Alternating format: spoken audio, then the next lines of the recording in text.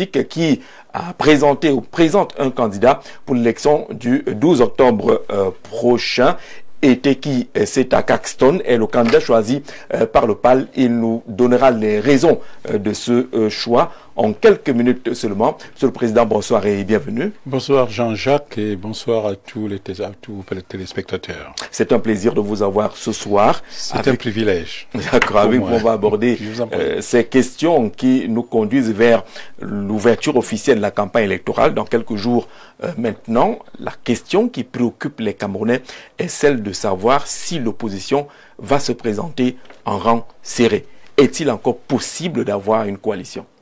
Ne désespérons pas, ne désespérons pas. Il faut dire que l'idée de la candidature consensuelle, je peux me prévaloir d'en être l'un des géniteurs, pour ne pas dire le géniteur. Parce que cela a commencé par une dynamique qui avait été montée par Madame Damjoya, qui portait sur la mise en place d'un portail électoral, où il était possible aux partis politiques de vérifier quel est l'état de fonctionnement du système du suivi des élections. Et c'est lorsque j'ai été invité le jour où on présentait ce portail au public, j'ai vu la brochette des partis qui étaient présents. Qu'à la sortie, je me suis adressé à Hilaire Zipan, je lui ai dit, mais cette brochette de partis pourrait valablement constituer... Hilaire Zipan du mouvement progressiste. Du mouvement progressiste pourrait constituer une candidature consensuelle qui aurait beaucoup plus de force pour aller ou se présenter devant le président Biya. Il a agréé, il a dit que c'était une bonne idée. Nous en avons parlé à Madame Tomaino et elle m'a dit, écoutez, président, mettez ça, matérialisez cette idée-là. J'ai alors convoqué tous ceux dont vous voyez figurer la liste. Celle-ci, la première-ci. Oui. Je les ai convoqués au siège, à la permanence de campagne du parti, de mon parti, c'est l'hôtel Yaourt, pour que nous voyions comment mettre en place mettre en œuvre cette idée de candidat consensuel. Alors, vous voyez, si vous regardez les signataires, vous avez pour le Front pour le Salut National du Cameroun, oui, le FSNC, le parti de Issa Tiroua Bakary, oui, le mouvement progressiste, le MP, Hilaire Zipan, le parti de l'Alliance libérale, vous-même, l'Union démocratique du Cameroun, l'UDC, Madame Damjoya, l'Union des mouvements socialistes, UMS, c'est vrai, l'United Socialiste Démocratique Parti, également signataire. C'était les premiers qui sont venus à votre appel. C'était premier et nous avons signé ce mémorandum que vous voyez, que vous avez devant vous. Oui. Alors, nous sommes ensuite passés à l'étape suivante parce que la question s'était posée de savoir est-ce que le candidat consensuel, nous le désignons avant que la liste définitive des candidats, notamment par rapport à la validation par le Conseil électoral, le Conseil constitutionnel n'intervienne. Est-ce qu'on le fait avant ou alors nous attendons d'abord cette validation? Rapidement, nous avons convenu qu'il fallait le faire après la validation, parce que si on le faisait avant, étant donné que certains candidats étaient encore dans des zones, disons, troubles, on aurait pensé que nous voulions les éliminer avant que la chasse soit ouverte, si on peut le parler, si on peut dire ainsi. Et nous avons donc attendu. Et lorsque finalement la validation du Conseil constitutionnel est intervenue, nous sommes allés à Fumban. Oui. Et là également, vous pouvez peut-être vous donner la peine de lire. Non, c'est oui, la seconde. Voilà, les signatures manuscrites qui sont en dessous. Et cette fois-là, la réunion a été hébergée par Madame Damjoya. Un peu plus large cette fois-là. Elle était plus large. L'UDC, le PAL, le MCNC, l'Univers, le PUS, le FSNC, l'USDP, l'UPC, l'Univers, le FSNC. Ça faisait quand même beaucoup. Non, ça faisait beaucoup. C'était vraiment sérieux. Je dois dire aux Camerounais que nous nous sommes attachés ce jour-là, à cette occasion, les conseils du patriarche, on peut l'appeler ainsi, Sekudjou. Nous sommes allés le voir et il nous a exhorté vraiment à trouver une formule, la meilleure formule qui soit, c'est-à-dire un candidat consensuel face au RDPC. Et lorsque nous sommes rentrés de là, nous avons dit maintenant, il faut donc qu'on se réunisse et que l'on mette en place, on choisit ce candidat consensuel. C'est donc le 3e round qui se déroulera à la fondation Mouna. Et lorsque nous avons commencé le travail à la fondation Mouna, nous avons décidé que pour la première session, chaque candidat était accompagné d'une personne. Et lorsque le président, c'est le président qui était candidat, c'était un de ses collaborateurs, ou lorsque le candidat n'était pas président, c'était avec le président. Nous avons eu une première session qui a duré une journée, et là, c'est là que sont présentés des obstacles qui nous ont conduits où nous sommes aujourd'hui. Et le deuxième jour, il a été décidé que nous laissons les candidats entre eux. Parce qu'en définitive, c'est eux qui ont la décision. C'est à eux de se désister. Parce qu'aujourd'hui, bien qu'étant président de parti, je ne peux pas maintenant aller... Donc, la position actuelle du groupe de Fumban, oui, c'est de laisser les candidats entre eux. Entre eux. Ils choisissent... Entre eux, oui. Oui. Alors, légalement, il y avait dans l'assistance, le premier jour, une divergence entre la méthode de désignation du candidat consensuel. Il y en a qui étaient partisans d'un choix global. On parlait d'un profil global. Notamment, ce profil renvoyait au prétexte ou au motif de l'expérience. Il y a d'autres, comme nous au PAL, on disait que non, il faut qu'on procède à une relative, qu'on recourt à des techniques de notation. Vous savez, j'étais directeur d'une agence de notation à Wall Street, alors j'ai voulu appliquer le même processus ici. Alors il y avait, je leur ai proposé, le PAL leur a proposé une notation sur 4 critères. Le premier critère, c'était le critère générationnel. Le deuxième critère était le critère genre. Le troisième critère était le critère de l'expérience. Et le quatrième critère, c'était la notation par les pairs. C'est-à-dire chacun appréciait le programme de l'autre. Et c'est le total de cette notation qui était de 20 qui devait permettre que le candidat consensuel émerge. Parce que je me souvenais de ce qu'en 2004, nous avons tenté la même expérience et ça n'avait pas marché. Pour des raisons, je ne vais pas m'étendre dessus. Mais cette fois-ci, on a dit, une fois qu'on a cette notation-là, on passe à la deuxième étape, qui est celle de l'élaboration d'un programme commun. Ensuite, quand on a convenu d'un programme commun, on passe à la troisième étape, qui est celle du power sharing. C'est-à-dire que maintenant qu'on y va, comment on va prendre en main l'État pour que... non seulement les associations des uns et des autres soient prises en considération, mais également que tous les autres candidats constituent, se présentent comme une équipe autour de la personne qui a été retenue. Bon. Ça faisait un processus assez long quand même. Non, c'était un peu long, mais ça pouvait se faire en une journée. Parce qu'en vérité, quand vous parlez de programme politique au Cameroun, il y a 5 piliers. Hein. Il y a la question économique qui, pour nous, est la question centrale. Fondamentale. Vous voyez. Ensuite, il y a la question de la gouvernance. Ensuite, il y a la question des institutions. Ensuite, il y a la question de la souveraineté. Et puis, il y a la question de la démocratie. Ces 5 piliers. Tout le monde navigue autour de ces 5 piliers-là. Et très, très rapidement, on peut tomber d'accord là-dessus. La seule différence étant que les uns et les autres accordent la priorité à tel ou tel point. Alors, ça, c'était la chose la plus facile à laquelle... Mais le plus difficile, c'était... d'accepter d'abord quelle méthode choisir pour le candidat consensuel. Et là, vous vous êtes pas entendu. Et c'est là si on s'en tient à ce qu'on observe aujourd'hui, le groupe de Fumban n'a pas beaucoup avancé. Non, disons le groupe Yaoundé. Il faudrait l'appeler Yaoundé, parce que c'est à Yaoundé qu'il y a eu la parturition de cette initiative-là. Alors, mais parallèlement, nous avons appris qu'il y avait un autre groupe qui, à Douala, le groupe de Douala, formé. Oui. À la grande différence du groupe de Yaoundé, il ne reposait, on peut le dire, sur rien. En termes de figures impliquées dans le processus électoral. C'est-à-dire il n'y avait dedans aucune personne engagée directement dans l'élection. Dans l'élection. Oui. Premièrement. Deuxièmement, son périmètre n'était pas du tout discernable. Hein. On vous parlait de mon ami Sambaka, ensuite on vous parlait de Kindi, et Kane, on a parlé d'Aba Oyono. À un moment donné, Aba Oyono a été surpris en concubinage avec Maurice Kamto. On a dit qu'il en a été exclu. Quelque temps après... Au commencement, il y avait Limbi Lobé. Oui. Pour ne pas oublier. C'est ça. Quelque temps après,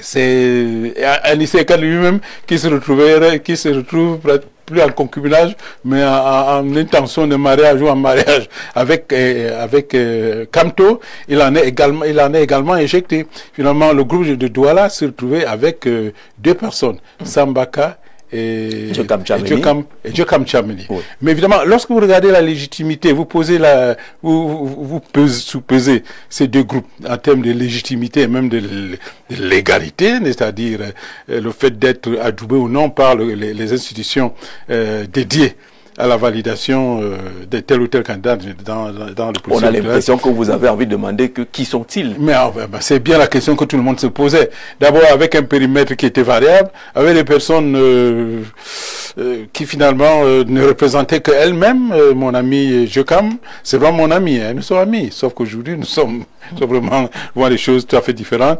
Ou bien Sambaka qui n'est pas sorti des douleurs. Est-ce qu'il y a de la fin de l'UP comment on appelle ça? L'UDC. Non, il est parti de l'UDC pour se retrouver à l'AFP, d'où il a été éjecté par M. Atanganji, qui l'a jamais rétabli. Et c'est une douleur qui vit jusqu'à, elle est tout à fait justifiée. Voilà donc à peu près ce dont on parle quand on parlait du groupe de Douala. Alors, si vous permettez, parce que c'est un peu anecdotique cette histoire, et il faut la suivre jusqu'au bout pour en tirer tous les enseignements. Alors, voilà donc M. Kane qui sort du groupe de Douala. Il va en copinage ou en mariage avec M. Kamto. Et la semaine dernière, nous apprenons que, M. Kamto lui a dit que, écoutez, vraiment, merci pour le service rendu, que chacun reprenne sa liberté. Ça, c'était, je crois, le 12 ou le 13 ou le 10. Et puis, tout à coup, le métier que M. Kane avait goûté, d'être un faiseur de président, il semble y avoir pris goût. Tout à coup, il se découvre les vertus en tant que de faiseur, n'est-ce pas, d'un candidat consensuel. Toujours pour être ce faiseur de président qu'il a raté d'être avec Kamto. Et là, ce n'est plus sous la bannière de Douala. Et là, ce n'est pas sous la bannière de Douala. Maintenant, là, qu'est-ce qu'on fait? Pour le changement. Ce qui est important là-dedans, c'est qu'on nous on ressort la naphtaline, n'est-ce pas, des années passées, un terme qui avait connu ses jours de gloire, l'Union pour le changement, vous vous souvenez, en 1992. On le ressort, et tout à coup, on dit que c'est ce groupe de Douala qui désigne le candidat consensuel, sans qu'aucun des candidats consensuels ait été consulté, et surtout, on y retrouve quelqu'un qui, avec nous, a signé, ne sait jamais... Justement, le cas d'Issa Tiron Abakari, qui a commencé avec nous, à Fumban. Non, à Yaoundé. À Fumban. Et à Yaoundé encore. Nous étions à Yaoundé ensemble, et tout à coup, on nous apprend que ces messieurs, que moi je connaissais vraiment comme des maraudeurs politiques, hein, vraiment, je suis désolé. C'est pas trop dur, ça. Non, mais c'est mes amis, c'est mes amis. Non, mais sur le champ politique à l'heure actuelle, on doit dire que c'est des maraudeurs politiques parce que on ne voit pas exactement où ils sont. Vraiment, c'est le coup d'aller dans le potager du voisin pour faire la récolte. Et du jour au lendemain, on se lève et dit que voilà, nous avons maintenant le candidat consensuel. Je crois que nous devons être sérieux. Alors, pour revenir à cette actualité, celle du 13 septembre, la présentation de ce candidat dit du consensus par Anissé Kane Djokam Tchameni, vous êtes radicalement opposé. Mais il ne s'agit pas d'être opposé. On ne peut pas être opposé à rien. C'est rien. C'est rien. C'est du vide. Qu'est-ce qui vous dérange? Ça ne représente rien. Mais le fait de vouloir faire croire aux populations qui en expriment le souhait, de voir un candidat consensuel, le fait de pouvoir présenter aux populations un candidat qu'on dit être consensuel. Il faut bien entrer un peu dans le champ sémantique du mot consensuel. Le mot consensuel veut dire plusieurs opinions, et finalement plusieurs opinions qui se transforment en une seule opinion sur l'accord de l'ensemble des personnes qui au départ avaient des opinions séparées. Tel n'est pas le cas. Ce consensus qu'on évoque ici, apparemment c'est le consensus d'une... On ne peut pas dire d'une entité ou d'une personne. Parce que Sambaka s'est prononcé. Il ne reconnaît pas absolument pas cette affaire-là. D'autant plus que Belobo Maïgari s'est prononcé, il ne reconnaît pas cette affaire-là. Et moi, je peux me permettre de parler au nom de tous les signataires. Vous connaissez la position aussi? Oui, mais évidemment, évidemment. Vraiment, on est tous scandalisés. On dit, mais les gens ne peuvent pas jouer à ce jeu. D'autant plus qu'aujourd'hui, il y a comme une espèce de légèreté dans l'air qui veut que certains médias qu'on respecte reprennent cette espèce de chansons. Oui, cette nuit ou hier, un candidat consensuel d'opposition a été désigné. Par qui? Par qui, mon Dieu? Et consensuel Et quels étaient les autres partis qui se sont accordés pour reporter leur choix sur telle personne. Et là-dessus, non seulement ces maraudeurs politiques faut commettre une faute très grave, mais en plus de ça, je crois que les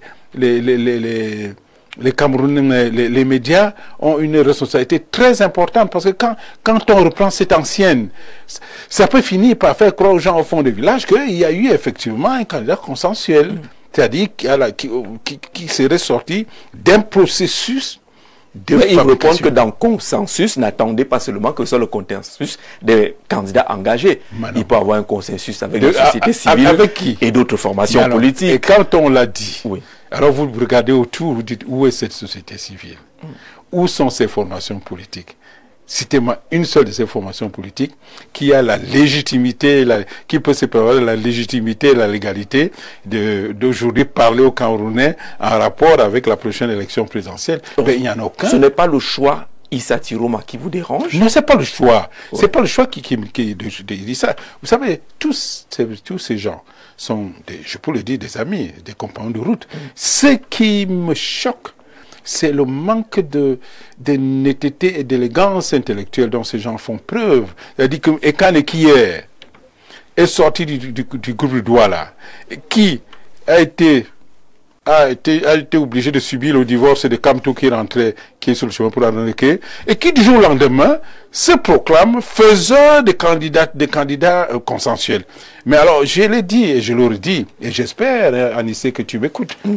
Je le dis, je pense que un tel glissement intellectuel interroge sérieusement la psychanalyse et la psychiatrie. Parce que, à ce point-là, parce que logiquement, quel est le processus logique qui peut conduire à cela? Que la veille, vous étiez avec un candidat qui, lui, n'était pas dans cette dynamique, et quand il vous quitte, vous revenez, et vous dites que non, vous savez, votre histoire de candidature consensuelle où vous débattez depuis quelques jours là, non, je vous mets de côté, c'est moi qui proclame, c'est moi qui adjure le candidat consensuel. Si vraiment cela n'est pas la manifestation de quelque chose qui est logé dans le subconscient de la personne qui le fait, alors je crois que il faut plutôt l'amener dans un hôpital psychiatrique et le faire vraiment traiter. La conséquence c'est quoi? La conséquence c'est quoi? On a l'impression que avoir cette mobilisation attendue commence à devenir impossible. Entre-temps, les populations commencent à vous traiter d'incapables. Non, alors les populations doivent comprendre la difficulté à laquelle on a à faire face. Vous savez, d'ailleurs, au Cameroun, nous avons une opinion qui est assez... dont le comportement est questionnable. Je vous dis, et je vous le démontre, que le concept de la candidature consensuelle, j'en suis l'un des artisans, pour ne pas dire l'artisan. Mais vous allez voir des gens là-dehors qui vont écrire partout que, oui, Bézigui, il est payé par le RDPC pour venir bloquer la candidature consensuelle. Vous imaginez? Et ça s'écrit sur les réseaux sociaux. Oui, Bézigui est là, c'est l'opposition qui l'a envoyé pour bloquer. Vous imaginez? Alors, les attentes de l'opposition, notamment lorsqu'elles sont nourries par des BVC comme celle-là, vraiment, je trouve que, en vérité, ils n'ont pas connaissance des difficultés qui sont les nôtres, ou bien les difficultés d'une telle entreprise. Pourquoi? Parce que la classe politique camerounaise, et surtout aujourd'hui, ceux-là qui, parce qu'ils sont candidats, pensent qu'il ne leur reste qu'un match à jouer pour le président de la République. Vous savez, tout le monde, quand dans votre vie, vous avez été dans cette position, ça peut vous transformer une personne. Alors, elle fait preuve, elle a habité par ce que je peux appeler 4 péchés capitaux. Le premier de ces péchés, c'est le messianisme. C'est ces gens qui croient que du jour au lendemain, en vérité, ils sont nés pour être président de la République. Alors, il n'y a personne d'autre qui pourrait y prétendre. Ensuite, il y a le deuxième péché capital, de certaines de ces personnes, parce que tous n'ont pas le même péché capital. Le deuxième péché capital, après le messianisme, c'est le narcissisme. Vous voyez quand vous êtes sur vous, monsieur Jean-Jacques C. Alors, à vous voir comme ça, quand vous voyez comme ça dans un miroir, vous dites, mais ça c'est bien. C'est bien moi. C'est moi. C'est ça. Ensuite, il y a le troisième péché capital, c'est le régionalisme. Alors, des gens qui aujourd'hui pensent qu'ils doivent être présidents de la République parce qu'ils sont originaires de telle ou de telle région. Et on entend beaucoup parler du Grand Nord, bon, qui est une fiction créée comme ça par Guiba et Gatama, comme ça là, du jour au lendemain, et qu'il a réussi à vendre, ou qu'il croit avoir vendu au Camerounais, le pouvoir d'entrer au Grand Nord. Et puis, il y a le quatrième péché capital, c'est le fractionnisme. Vous avez les gens qui disent que non. Moi, j'ai ma petite chapelle là. Vraiment, je préfère laisser que ma petite chapelle garde son identité. Histoire d'aller me mêler là ou de me tenir derrière d'autres, ça peut faire que ma petite chapelle est submergée.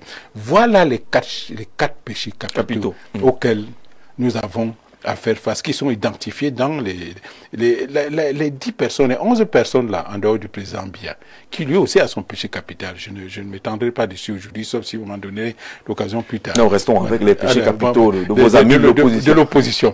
Alors, quand vous mettez tout ça dans un bol, eh bien, monsieur, il y a de la difficulté à rendre cela mangeable. Rendre ça mangeable, ça veut dire tirer un candidat consensuel. Alors, soit vous voulez faire un melting pot, ça veut dire il faut les broyer et puis les mettre dans l'eau bouillante, ils deviennent bouillir, elles se boivent. Soit vous appelez le salad bowl, c'est-à-dire comme une salade de fruits, où chaque fruit garde sa saveur. Sauf que, dans le cas d'espèce, si vous choisissez cette formule-là, vous n'avez pas le candidat consensuel. L'essentiel serait d'avoir à faire un melting pot, c'est-à-dire des choses bouillies. Et là-dessus, les gens doivent fondre. Mais aucun d'entre eux n'accepte de fondre. Aucun. Surtout, tous ne veulent pas se fondre derrière un seul. C'est la difficulté qui est la nôtre aujourd'hui. D'autant plus que cette posture de rigidité que l'on retrouve derrière les uns les autres, en vérité, elle est soutenue par leurs militants. Moi, je peux vous dire quelque chose. Il y a des candidats là, dont la base militante ne peut pas accepter l'idée qu'ils ne soient plus candidats. C'est-à-dire le fait qu'ils soient candidats redonne un sens à leur combat. Il y a des gens comme ça. Et parfois, ce combat-là n'est pas forcément la présidentielle. Il se projeter peut-être 2026. Mais non. Même seulement la saturation vaniteuse que nous avons eu un candidat à l'élection présidentielle. J'ai été vice-président de l'UNDP. Premier vice-président de l'UNDP pendant des années. Et je peux vous dire que ce fut un grand parti et ça demeure tout de même un parti remarquable. À l'époque, nous avions 68 députés et 50 maires. C'est une époque qui est consolée par les militants de ce parti, pour lequel je garde beaucoup de sympathie. Ils me le rendaient bien. C'était une espèce glorieuse.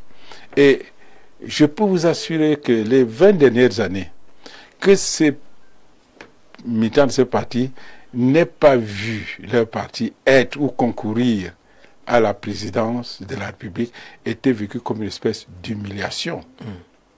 Comme une espèce d'humiliation. La condition qui a été posée. Un sous-parti, il se considérait comme un sous-parti. C'est ça.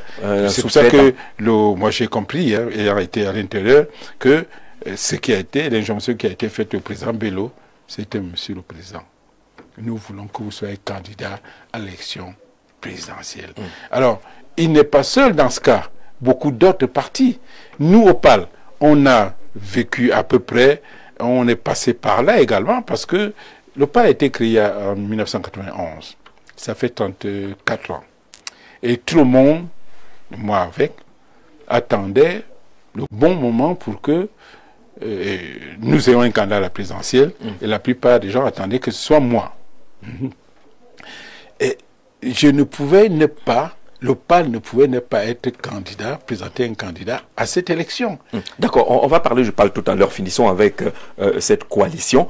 Finalement, quand vous décrivez avec les 4 péchés capitaux, est-ce à dire que le programme, la volonté des Camerounais de nous voir ensemble est mission impossible? Je ne pourrais pas dire jusqu'au bout que c'est une mission impossible.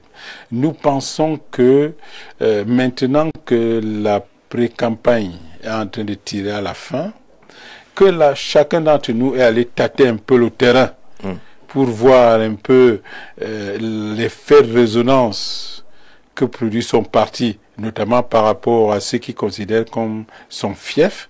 Les ambitions des uns et des autres vont se réajuster. Parce que la pré-campagne... Vous pensez que c'est vraiment possible? Tout le monde est engagé. Je sais pas. Les gens se parlent. Je compte sur le réalisme des uns et des autres. Je compte sur le réalisme des autres. ayant pris l'initiative... On dit que les gens se parlent. Oui. On voit les images. Bello va chez Tiroma, il va à gauche et à droite, mais ils se répondent par communiqué interposé. C'est quand même assez surprenant. Oui, les gens, vous savez, je veux dire quelque chose. À la classe politique, nous parlons tous. Qu'on ne vous mente pas. Nous parlons tous, y compris avec Biya. C'est ça qui caractérise une classe politique. Parce qu'en vérité, il faut savoir que ce qu'on fait en politique, c'est un jeu politique. Le mot n'est pas du tout fortuit. C'est un jeu. Mais les Camerounais disent que donc vous jouez avec nous alors. Non, c'est pas ça. Parce qu'il y en a qui mettent, comme on dit, le cœur. Ils croient en vous et ils voient le jeu. Non, mais parce que si on ne le fait pas, on serait des personnes qui appellent à la confrontation violente. Ce n'est pas l'attitude conviviale que nous avons, de courtoisie que nous avons, que nos militants restent apaisés, tous en sachant que nous sommes tous à la poursuite du pouvoir. Alors, par rapport à votre question, jusqu'à la dernière minute, je suis de ceux qui pensent qu'on peut encore faire quelque chose. Parce que quand nous sommes quittés, quand les candidats sont quittés dernièrement, à la Fondation Mouna, il était dit que, bon, on va maintenant essayer de voir quels sont les points qu'on pourrait arrêter cette fois, parce que la négociation va se faire maintenant autour d'un programme politique. Quel est le programme politique sur lequel on peut se mettre d'accord? De quelle manière on peut mutualiser nos ressources pour le contrôle du vote? Et enfin, si cela se peut, peut-être que, même si ce n'est pas tous, 2, 3 ou 4 peuvent se mettre d'accord. C'est difficile. À vous voir parler, on sent qu'il y a vraiment de la difficulté. Vous regardez la pré-campagne, l'intensité que les candidats mettent pour cette pré-campagne, les moyens qu'ils y mettent, on voit très peu, ou très mal, comment quelqu'un à un moment donné va dire ok, je me retire. Écoutez, je ne peux pas cacher qu'il y a là quelque chose d'assez difficile. Parce qu'à la fin, c'est quand même, le mot revient au candidat. Parce que même moi-même, je ne peux pas aujourd'hui imposer quelque chose à au candidat Ateki. Ça, je peux vous le dire. Lorsque nous en parlons souvent, les arguments qui ont justifié notre option d'être candidat et son choix ne sont pas dilués encore. Ils sont là, ils restent là. Au contraire, plus les jours passent, plus nous pensons que c'était une bonne décision. Et il n'est pas facile de revenir là-dessus parce que c'est quand même le produit d'une très profonde réflexion. Alors, c'est difficile, vous le dites, mais moi je dis, je ne baisse pas les arbres jusqu'à la dernière. Il y a même dans la lecture qu'on fait, les rapprochements qui ressemblent à des rapprochements générationnels. Cabral Libi dit, les aînés, allez d'abord vous entendre. Dès que vous serez entendus, on viendra vers vous. Ceux qui parlent de coalition vont très peu vers les jeunes candidats. D'ailleurs, votre parti a présenté un jeune candidat. Oui, non, il y a là effectivement un clivage qui mériterait d'être vraiment résolu avant cette élection. Je crois vraiment, très très profondément, que cette élection devrait se jouer entre les candidats de la jeune génération. Ce que moi j'appelle la génération X. Vraiment, je le pense. Pourquoi? Parce que... Vous l'avez dit à vos camarades de l'opposition? Mais bien sûr que nous l'avons dit. Nous l'avons dit. Et quelquefois de manière assez... je peux dire assez désagréable pour certains. Parce que Ateki, le candidat Ateki, a reçu son investiture à la suite de la convention que le parti a organisée au fin de choisir choisir son candidat. Et ce jour-là, lorsque j'ai fait mon discours de politique générale, j'ai annoncé à l'assistance que moi j'avais décidé de me retirer. J'ai 73 ans, je suis dans cette histoire depuis près de 35 ans. C'est jeune, hein? Non, mais je vous en prie. 13 ans, c'est... Non, mais je vous en prie. Mais enfin, on ne peut pas aujourd'hui... C'est jeune au Cameroun. Non, mais je vous dis ceci, on ne peut pas s'accrocher à des postures que nous combattons ou que nous reprochons aux autres. Vraiment, 35 ans à une position complémente d'une partie, je pense que c'est trop. C'est trop. Vraiment, continuer, ça voudrait dire que vous courez vers les 50 ans. Alors, on le reproche à quelqu'un et on est soi-même incapable de... Ça veut dire qu'il y a au moins 4 candidats qui ne devaient pas compétir. Non, alors justement, il y a tous ceux qui sont au-dessus de 60 ans, de mon point de vue, ne devraient pas compétir. De mon point de vue. Parce que, quoi qu'on dise, ils ont atteint des limites. Et par ailleurs, la vie leur a tout donné, on peut le dire. Il serait beaucoup plus utile s'ils se mettaient derrière la jeune génération. Je n'ai jamais dit que l'espérance que nous avons devrait être jetée comme ça, comme on jetait le bébé avec elle peut être utile autrement. Non, elle doit être utile autrement. Lorsque moi je vois par exemple comment je travaille avec le jeune Ateki, c'est quelque chose, c'est vraiment une véritable symphonie, c'est-à-dire je ne suis pas sous la contrainte du quotidien, je me livre à la réflexion stratégique. Je lui donne des suggestions, et puis lui, il y met l'ingéniosité, et puis le dynamisme de la jeunesse. Et je découvre qu'il fait des choses, même sur le plan de la communication, dont moi je n'ai pas la maîtrise. Je suis parfois surpris quand je vois ce qu'ils produisent. C'est une autre génération. Aujourd'hui, nous sommes à l'ère de l'intelligence artificielle. C'est comme...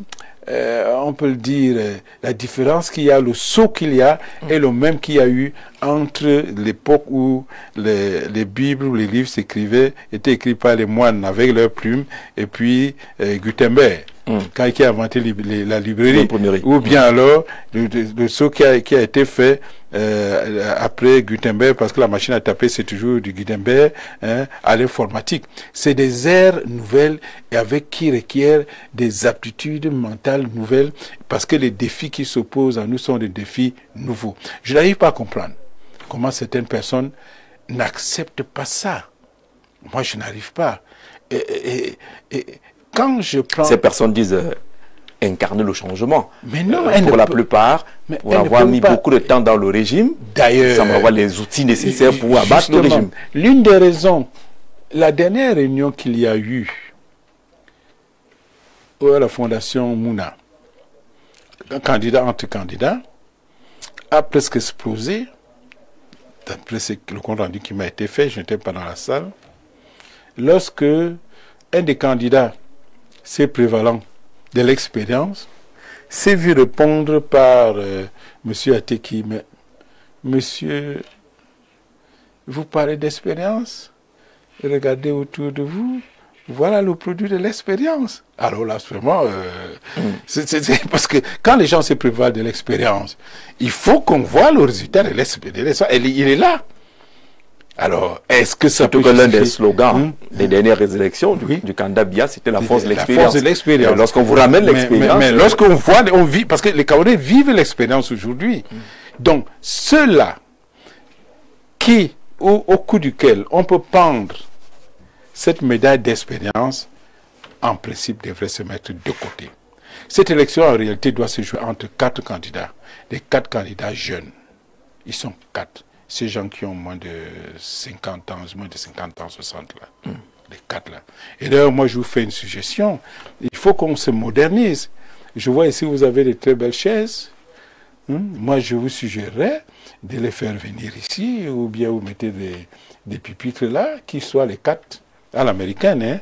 Les 4 jeunes. Les 4 jeunes, parce que le jeunisme... On a déjà fait beaucoup d'amis à ressortir l'émission. Écoutez un peu, le jeunisme étant tendance à devenir une idéologie, mais enfin, juste pour que vous grattiez un peu, et pour que chacun d'entre eux, puisse, devant les Camerounais, et face à ses pairs... Ceux des candidats d'un certain âge disent que le jeunisme n'est pas un programme politique. Arrêtez de parler. Mais justement, c'est l'occasion, n'est-ce pas, de démontrer que le jeunisme n'est pas un programme politique. C'est l'occasion pour eux de nous démontrer que le jeunisme n'est pas un programme politique et que les téléspectateurs aient donc la capacité ou l'opportunité de les voir. Mais c'est le seul petit qui aurait été peut-être beaucoup plus facile pour vous, c'est mon point de vue, de choisir ou d'accompagner un candidat jeune déjà connu, comme Cabral Libi, Serge Espoir Matomba, qui ont déjà une assise, entre guillemets, mais vous nous sortez Ateki,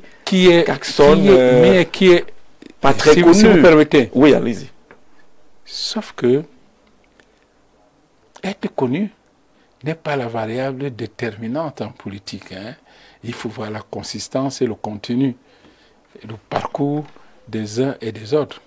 Et si vous invitez... Le choix du palais est quand même super. Non, mais si vous faites venir On va le faire. On va le faire. Si vous pouvez faire venir le candidat Ateki, que vous ayez l'occasion de voir son parcours, vous comprendrez que le choix du PAL est le plus pertinent qui ait pu être fait. Vous savez, monsieur Jean-Jacques Zé, je n'ai rien fait d'autre dans ma vie. Rien fait d'autre dans ma vie que d'identifier les individus, les personnes, les organiser pour qu'ils fassent un travail. Je n'ai jamais travaillé avec mes mains. Jamais. Quand j'ai fini mes études, le premier poste que j'ai eu, le titre qu'on m'avait donné, c'était le titre de cadre. On était cadre administratif, on a été recruté au ministère des Finances. Après ça, on allait faire, on a l'enfant revenu et on a commencé à travailler à un niveau directorial jusqu'à ce que, bon, jusqu'aujourd'hui. Donc, je ne sais rien d'autre faire d'autre que de discerner ce que les individus portent en eux. Chez les jésuites, on appelle ça... Vous envoyez à la découverte, là. Ah non, chez les jésuites... On a une présidentielle dans quelques jours. Oui. Est-ce qu'on aura le temps de faire des recherches pour... Non, moi je peux dire aux Camerounais que j'ai fait des recherches à leur place. Ah, d'accord. Alors le produit Ateki, on met son image, oui. Il représente quoi? Pourquoi l'avoir choisi? Monsieur Ateki, oui. C'est deux dimensions. La première dimension, c'est l'empathie. Parce que jusque-là, pendant 15 ans, ce jeune homme était à la tête d'une organisation de la société civile qui travaillait essentiellement sur le champ du renforcement des capacités des segments de population les plus fragiles. Tant et si bien que les propositions de programme qu'il faisait étaient agréées par des institutions à la rigueur incontestables. Et ils étaient soutenus pour cela. D'ailleurs, il aurait été tellement identifiable que lorsqu'il a fallu qu'il y ait cette rencontre de Macron avec l'Afrique, ce sommet France-Afrique, oui, c'est ça. Un peu bizarre. Alors, c'est lui, Ateki, qui a été choisi au milieu de tous les pairs qui étaient là pour parler au nom du Cameroun. C'est quelque chose de remarquable. Quand vous voyez ça, c'est vraiment impressionnant. Et par ailleurs, c'est-à-dire, au niveau international, ce monsieur a justement, dans le même esprit, dans le renforcement des capacités, la promotion de la démocratie, non seulement ses capacités de mobilisation d'organisation ont été constatées par toutes ces institutions et même par des grandes figures, internationales. Vous pourrez vraiment, vous allez vous documenter si vous le voulez, et quand vous le prendrez ici sur ce plateau, il vous en apportera la preuve. Et ça, c'est le premier point. Le deuxième point était le suivant. Il faut qu'une candidature en soi résolve un problème dans un pays. En soi. Or, au Cameroun à l'heure actuelle, nous avons deux problèmes. Le premier problème, c'est celui de la tension générationnelle. Oui. Pourquoi?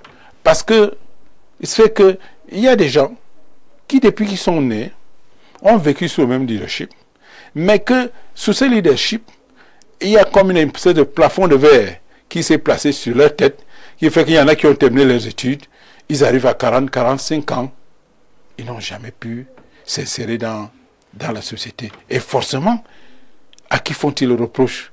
À nous les aînés. Et ce n'est pas à tort. Ce n'est pas à tort. Et ces gens aujourd'hui représentent la majorité de l'électorat. On ne peut pas négliger un aspect comme celui-là.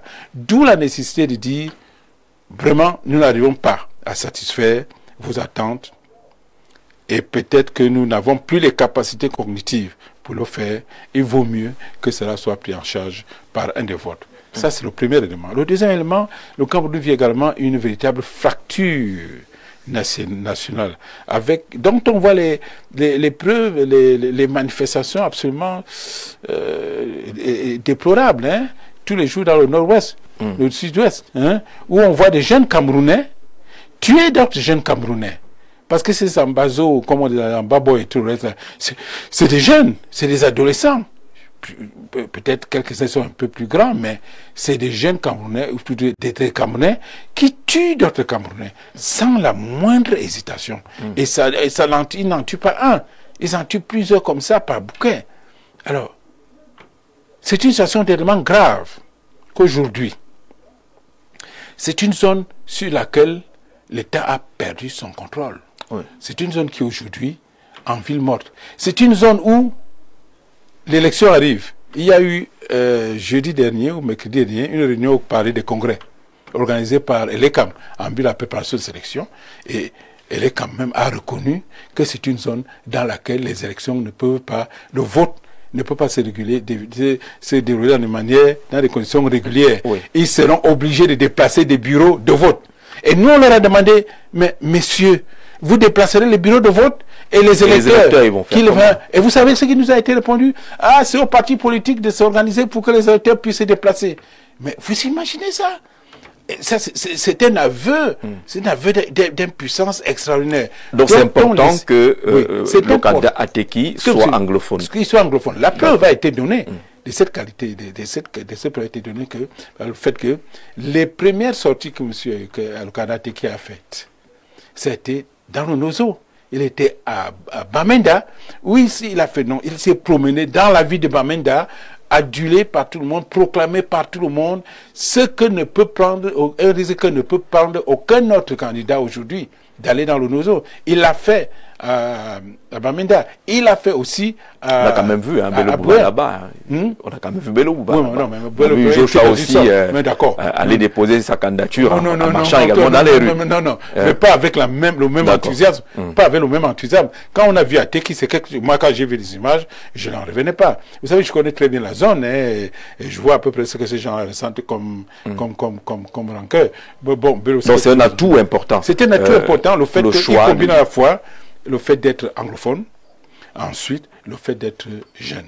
Et je ne pense pas que les autres candidats aient des atouts comparables, sans oublier la dimension internationale que j'ai vue tout à l'heure. Maintenant, il s'agit de savoir de quoi le Cameroun a besoin, de quoi le Cameroun a besoin pour être bien gouverné. A-t-il besoin de célébrités ou de personnes c'est pas moi, bien assise du point de vue de la capacité. Mais si c'est un truc de célébrité, ben alors on a qu'à aller à Cannes ou à l'Institut Cannes ou tout ce qu'on veut ici. Ce n'est pas une affaire de célébrité. D'accord. Quelques messages. Bonsoir Gégé, je salue la sagesse et surtout la maturité de monsieur le maire. Il n'est pas dans le discret des actions de ceux qui concourent au consensus. Je lui demande d'user de son expérience, de sa sagesse, à unir les forces vives sur une dynamique qui pourrait aboutir à un candidat qui sera soutenu par la majorité du peuple. Alain Marop qui salue, celui qui montre de son fils, le monsieur là, je comprends pas, il faut écrire clairement pour qu'on puisse partager votre message. Bonsoir, très bonne émission à vous, mais on ne peut pas voter un candidat peu connu comme Ateki, c'est ce que l'internaute dit. Peut-être qu'il ne vous a pas écouté tout à l'heure à poser cette question. Est-ce que c'est la célébrité qu'on recherche ou l'efficacité pour gérer un pays? Bonsoir. Le plateau, à titre de rappel, en 2018, quand ce monsieur soutenait Paul Biya, il avait moins de 60 ans, point d'interrogation. Pourquoi aujourd'hui vous semblez écarter les soixantenaires? La question vous revient, que quand vous souteniez Paul Biya, il n'était pas aussi jeune que cela. Bonsoir. Le plateau, une fois de plus, je pose la question.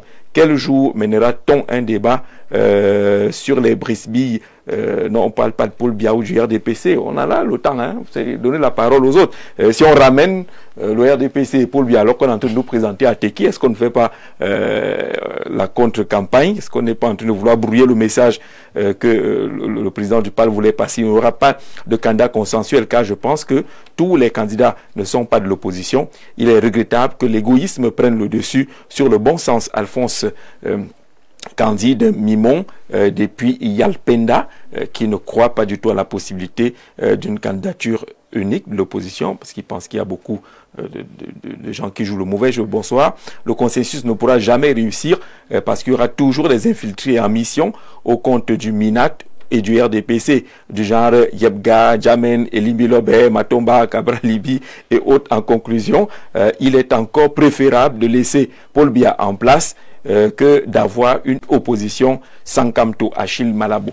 Est-ce qu'il n'y a pas beaucoup de suspicions venant des Camerounais qui peut perturber la préparation des vrais candidats? Mais vous savez, je pense que ce que nous vivons est le produit d'une mentalité En fait, est le fait d'une responsabilité qui doit être partagée entre probablement la classe politique et le peuple camerounais. Parce que si le peuple camerounais lui-même s'enferme dans des... Je pourrais dire... dans des accusations fantasmatiques, c'est quelque chose d'extraordinaire. Vous avez vu un peu ma voiture, là, vous avez vu un peu la vieille guimbarde dans laquelle je roule, vous avez vu. Hein? Vous savez, dans ces pays, quand vous êtes l'ami du régime, on peut le reconnaître facilement. Hein? Ça commence par la voiture, soit une Prado, soit une Land Rover. Hein. Les hommes bien de là-bas. Les hommes bien là-bas, je roule dans une vieille Dacia, ainsi de suite. Ce qui n'empêche pas les gens de dire que oui, Besigui, il est envoyé par l'opposition, par le gouvernement. C'est incroyable. Est-ce que les gens s'imaginent un peu ce que ça peut avoir coûté à quelqu'un comme moi, qui suis du groupe... on peut dire, comment Ateba Yena a appelé cette histoire-là? Il y en avait trouvé une formule pour caractériser.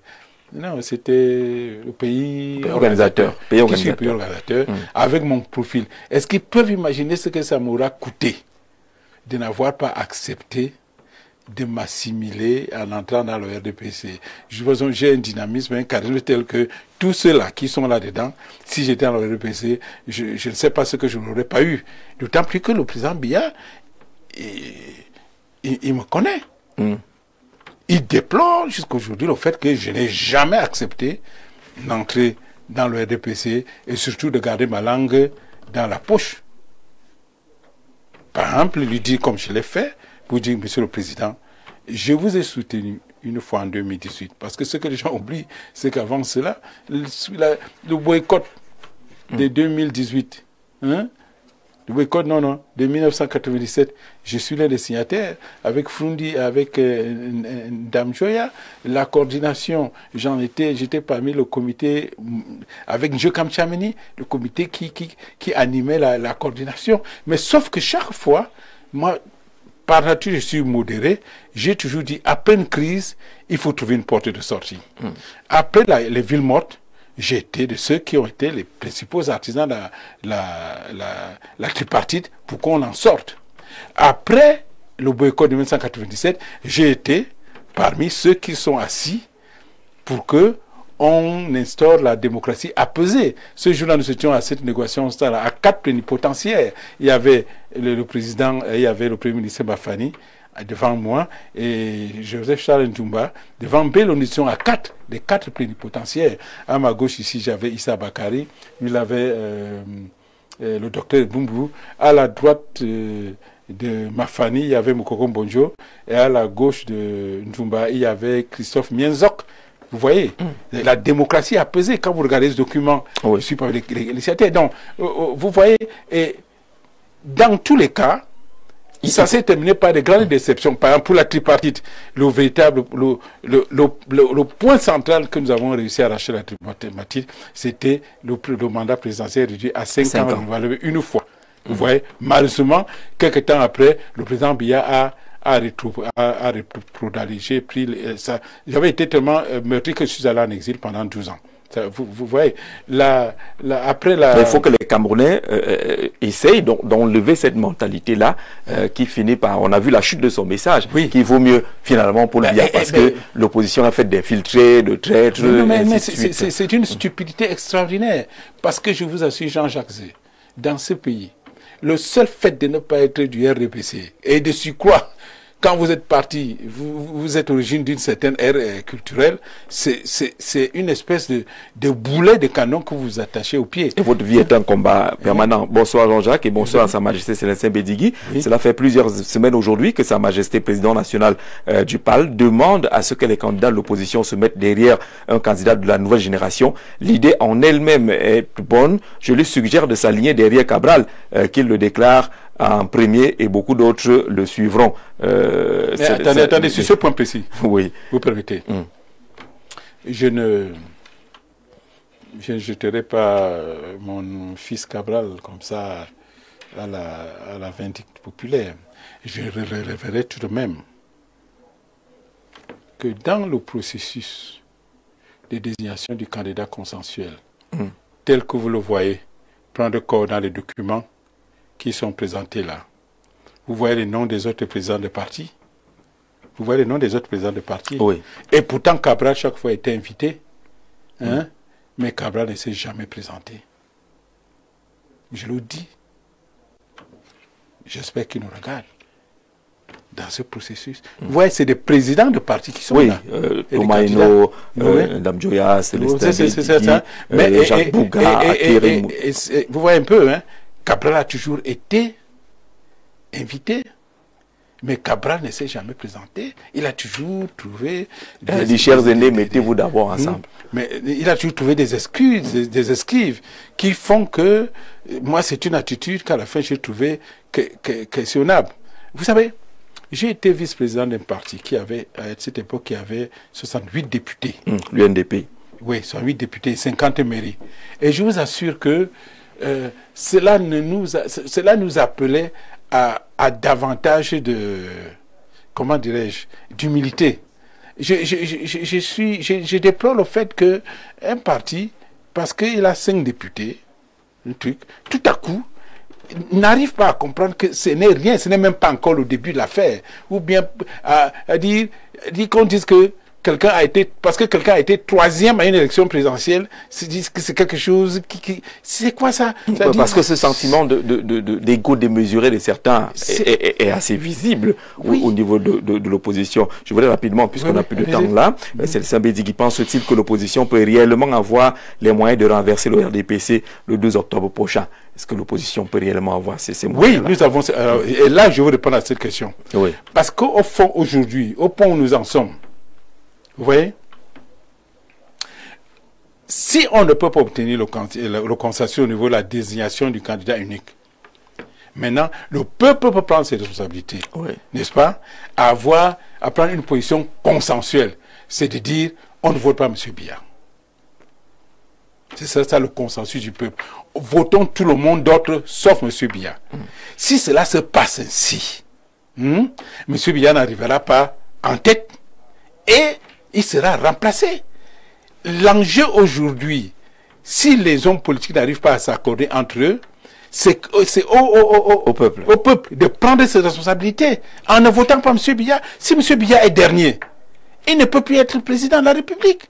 Et le peuple aurait fait entendre sa voix. Et n'importe comment, ces jeunes, et si les gens pensent que ces jeunes veulent, qu'ils orientent leur vote vers ces jeunes-là. On arrivera au résultat. D'accord. On arrivera au résultat que nous tous nous semblons souhaiter. Parce que le résultat que nous semblons souhaiter, c'est que le président Biya aille se reposer. Et vous me laisserez le dire. Parce que les gens disent que oui, aujourd'hui, je l'ai soutenu en 2010. Oui, je l'ai soutenu. Parce que d'abord, l'offre qui m'était offerte, je revenais des États-Unis, je regardais le programme. Ensuite, on m'a demandé, je suis parmi ceux qui ont participé à l'élaboration de son programme économique. Moi, je l'ai fait. Je ne voyais pas quelqu'un d'autre qui avait quelque chose qui était assez crédible par rapport à cela. Mais aujourd'hui, je prends sur moi de dire, Monsieur le Président, il faut aller vous reposer. Vraiment. Et ça vient de quelqu'un qui vous a soutenu. Parce que, aussi loin que va mon intelligence, je regarde les différents angles d'appréciation de la situation. Quand on parle de l'exercice du pouvoir, on est déjà entré dans la phase de l'usure du pouvoir, il y a l'effet d'usure du pouvoir.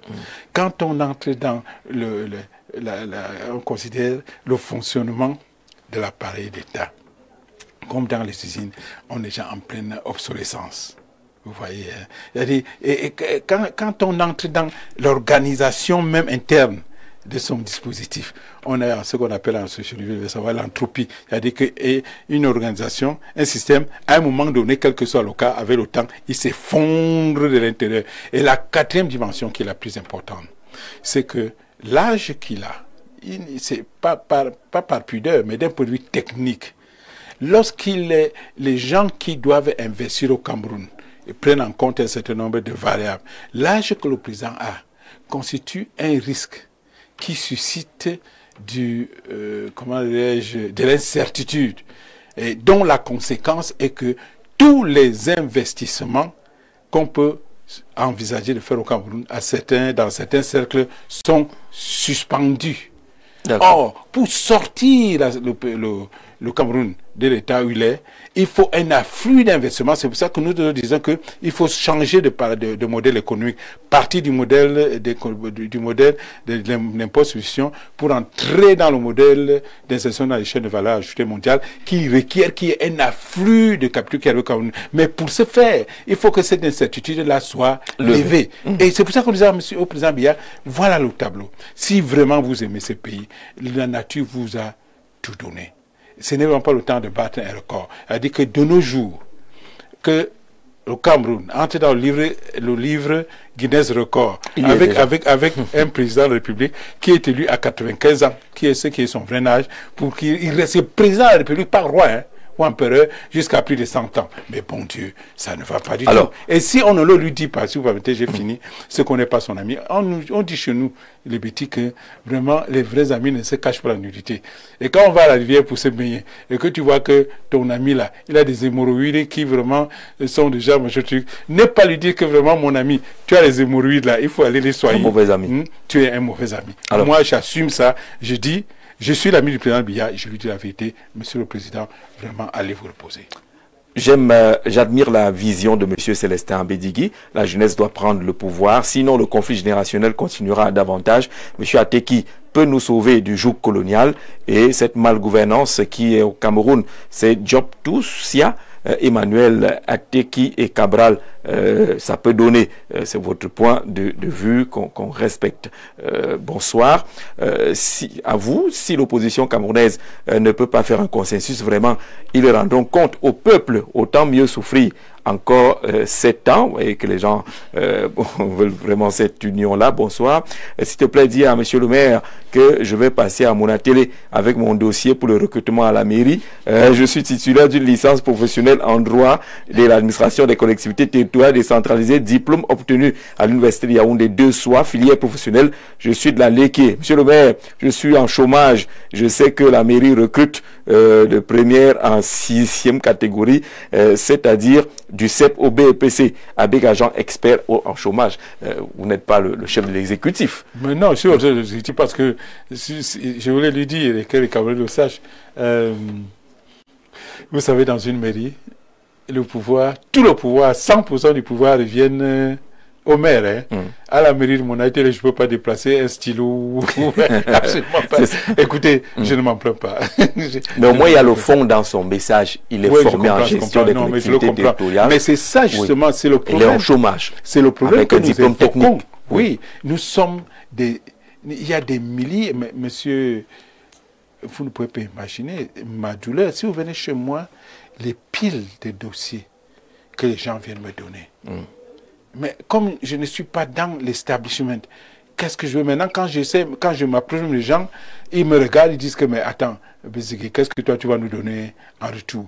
C'est des milliers de dossiers que j'ai, des demandes d'emploi que les gens viennent me donner. Mais tant que nous ne prenons pas cette situation en main, en essayant de relancer notre économie, parce que l'État ne peut pas être la soupape de sécurité ou d'absorption de cet excédent de main-d'œuvre formée. C'est pour ça que quand Chiroma, et si vous permettez que je porte une journée, on n'a plus que 2 minutes. Oui. Il faut qu'il fasse attention parce que il a le ministre Timo Chiroma. Non, parce que quand il faudrait que les gars interrogent son bilan, il a quand même été à la tête. Ils disent qu'ils n'ont pas de bilan à présenter, que c'est à Paul Biya qu'il faut demander le bilan. Pas du tout. Il le dit, Chiroma le dit. Ils ne peuvent pas le dire. C'est mes amis. Je prends par exemple le cas du président Bello. C'est nous qui avons négocié pour qu'il entre au gouvernement. Donc, moi, l'auteur m'a laissé en gare, il n'y a pas de problème. Il n'y a pas de problème. Bon, le dernier poste que le ministre Bello a eu, c'est le ministère du tourisme. Pendant 15 ans. Le tourisme est la 2e industrie mondiale, après le pétrole. Le tourisme, c'est 314 000 milliards de dollars que le tourisme produit, le secteur du tourisme produit. C'est en termes de main-d'œuvre, l'utilisation de la main-d'œuvre, c'est 15% de la main-d'œuvre au plan mondial. Quand vous prenez un pays comme le Kenya, dont le potentiel touristique est inférieur à celui du Cameroun, le tourisme rapporte au Kenya 32% de son PIB. Quelle est la contribution du tourisme au Cameroun, hein, au PIB du Cameroun? Quel pourcentage? Je ne suis pas sûr que ça dépasse de 1 ou 2%. Le ministère du Tourisme n'est pas là pour fermer les petits hôtels à la con que les gars ouvrent partout.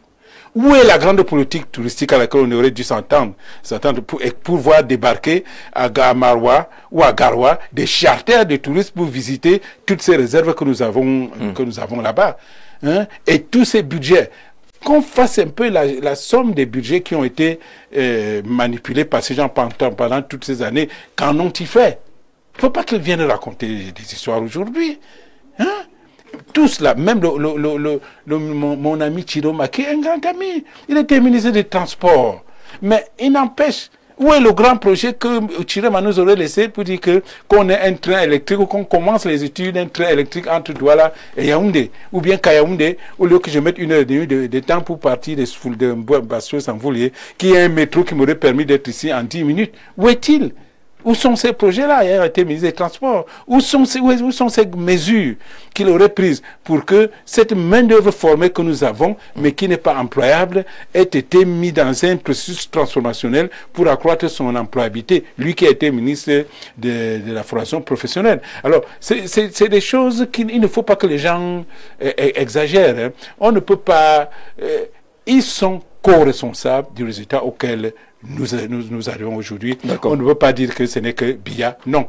Ils sont, s'il s'agissait d'un crime ou d'un délit, ils sont co-auteurs, au moins. Au moins. C'est ce qu'on va retenir, Célestin Bédiki. Merci beaucoup d'être arrivé pour prendre ce que vous avez dit à la chute. Vous avez mis plus d'une heure entre Bastos et Fulane. Mais bon Dieu, vous pouvez pas imaginer. Et le plus grave, c'est entre... c'était entre... Trois statuts. Non, avant, le carrefour avant. Le carrefour avant la sortie, à Oulézoa. Et arrivé à... Il fallait prendre la moto, non, président? Non, mais attendez. On est resté là pendant 30 minutes. Non, on a imaginé, et les téléspectateurs ont compris. On recevra très bientôt le candidat à Teki, et ce sera avec beaucoup de bonheur. Mesdames et messieurs, on vous dit merci d'avoir regardé ce programme. Rendez-vous demain, même heure, certainement avec le même plaisir.